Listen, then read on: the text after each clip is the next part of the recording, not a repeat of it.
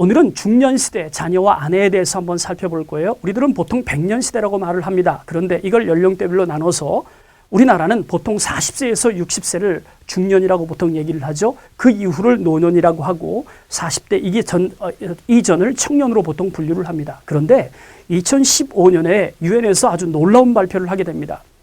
세계적으로 볼 때 수명이 늘어나다 보니까 유엔이 발표한 자료에 의하면 18살부터 65세까지를 청년으로 구분을 했어요. 그리고 65세부터 80세까지가 중년, 그 다음에 80이 넘어가면 노년으로 분류를 한 거죠.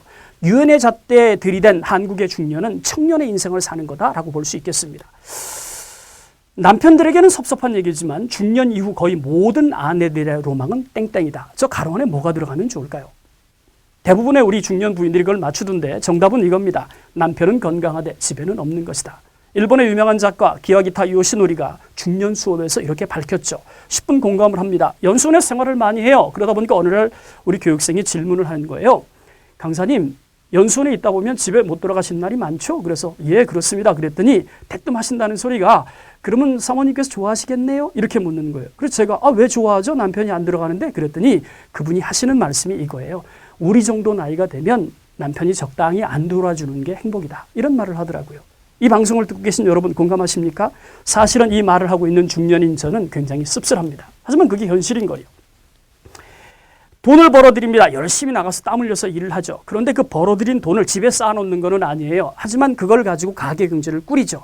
그런데 그게 집에 쌓아놓는 게 아니기 때문에 어딘가로 돈이 나가게 됩니다. 우린 그걸 지출이라고 말합니다. 그런데 우리가 벌어들인 돈 중에 가장 많이 돈이 나가야 되는 쪽들이 보편적으로 보면 자녀를 뒷받침하는 쪽으로 돈이 많이 나가게 되는 것 같아요. 대표적인 자금이 있다면 교육자금, 조금 더 멀리 가면 결혼자금도 아마 그런 자금들 중에 하나라고 볼 수 있겠습니다. 하지만 이쪽을 너무 소홀히 하면 안 된다는 거죠. 부부의 노년을 준비하기 위해서 우리 가계경제로 벌어들인 소득을 이쪽으로 좀 내보낼 수 있었으면 좋겠는데 한국의 부모들은 너무 착해요. 그러다 보니까 당신의 노년을 준비하기보다는 자녀들을 위해서 거의 올인하다시피 자금을 쓴다는 거죠. 이런 것들이 결국은 미래의 노년기의 삶의 발목을 잡는 그런 악순환을 초래한다고 볼 수가 있습니다. 어느 쪽으로 자금을 내보내는 것이 결국은 현명한 선택일까? 한번 고민해 볼 필요가 있을 것 같아요. 그렇다고 해서 자녀에게 돈을 쓰는 것들을 쓰지 말라는 뜻은 아닙니다. 오해는 하지 마세요.